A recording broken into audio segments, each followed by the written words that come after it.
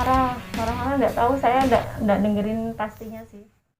Assalamualaikum warahmatullahi wabarakatuh. Hari ini kita masuk materi yaitu upaya mencegah dan meminimalkan resiko dan hajar pada tahap pengkajian dalam asuhan keperawatan ya. Jadi setiap pekerjaan ini memiliki masing-masing tingkat resiko bahaya. Keselamatan dan kesehatan kerja K3 merupakan suatu upaya untuk menciptakan suasana bekerja yang aman, nyaman, dan tujuan akhirnya adalah mencapai produktivitas setinggi-tingginya. Maka dari itu, K3 mutlak untuk dilaksanakan pada setiap jenis bidang pekerjaan. Upaya K3 diharapkan dapat mencegah dan mengurangi resiko terjadinya kecelakaan maupun penyakit akibat melakukan pekerjaan. Dalam pelaksanaan K3 sangat dipengaruhi oleh 3 faktor utama, yaitu manusia, bahan, dan metode yang digunakan.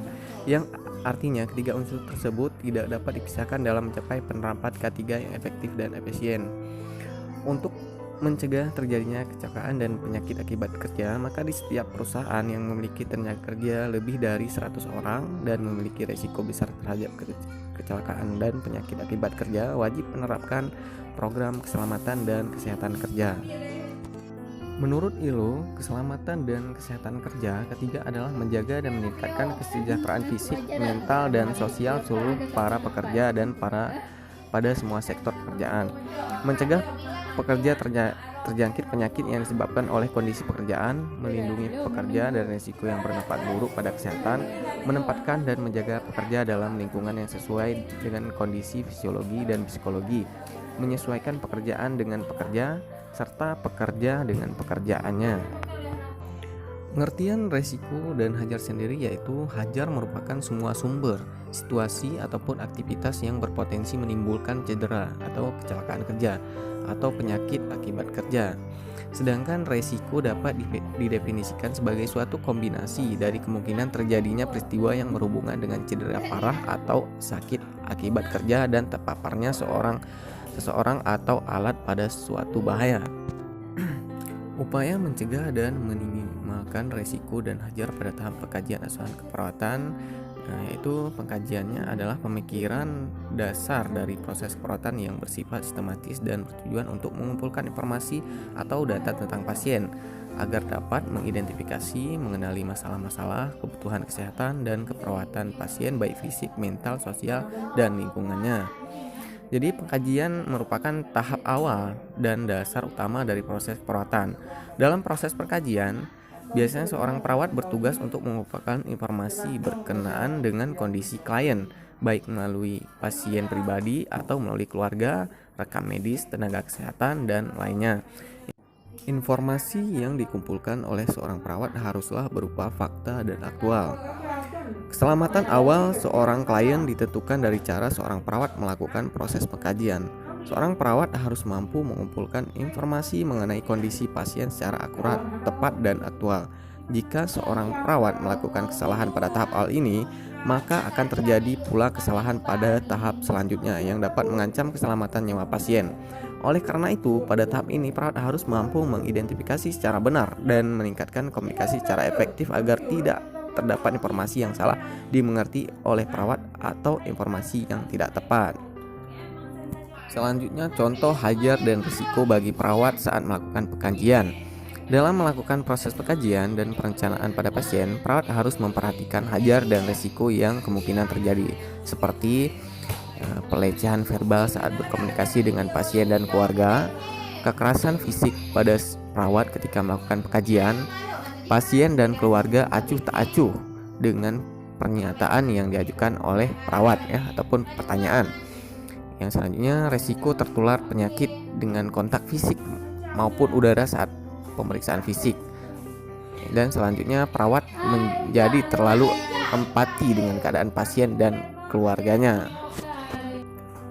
Upaya meminimalkan resiko dan hajar pada perawat dalam tahap pengkajian berdasarkan kasus penyakit akibat kerja.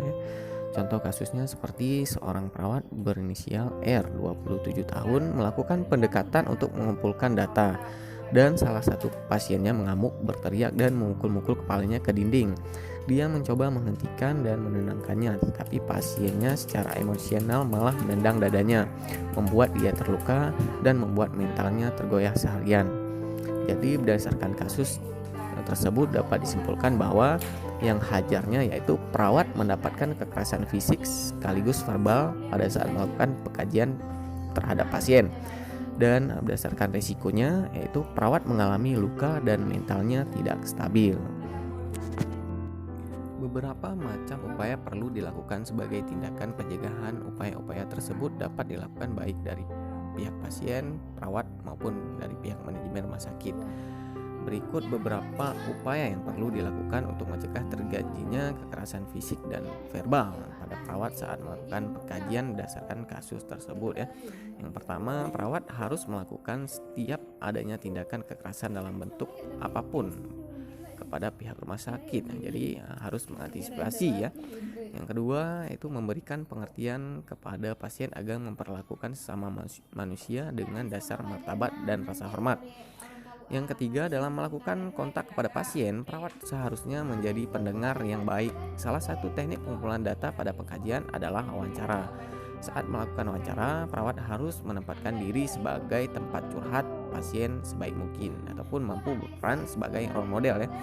Yang keempat, yaitu memberikan pelatihan dan pendidikan kepada perawat tentang cara menghindari tindakan kekerasan verbal dan fisik oleh klien ya. Yang kelima, ketika pasien terlihat sedang dalam keadaan tidak terkontrol dan susah untuk didekati, perawat dapat melakukan pengkajian kepada keluarga pasien terlebih dahulu. Yang keenam, saat mengkaji, perawat tidak boleh menyampaikan kata-kata yang menyinggung pasien dan keluarganya. Yang ketujuh, saat melakukan tindakan pemeriksaan fisik, perawat harus meminta persetujuan dari pasien terlebih dahulu. Yang kedelapan, manajemen rumah sakit perlu memfasilitasi perawat mempersiapkan diri untuk menghadapi resiko dan hajar. Yang kesembilan, manajemen harus terbuka serta tidak berusaha menutupi terhadap laporan-laporan kekerasan verbal terhadap perawat. Yang terakhir yaitu memodifikasi lingkungan yang nyaman di rumah sakit untuk menenteramkan suasana hati pasien dan keluarga. Modifikasi di sini yaitu dimulai dari poli, ruangan rawat inap sampai ke unit gawat darurat dan ruang insentif, yaitu untuk mensterilkan ya, yang bertujuan untuk menenteramkan suasana hati pasien dan keluarga dari keadaan yang resiko maupun hajar.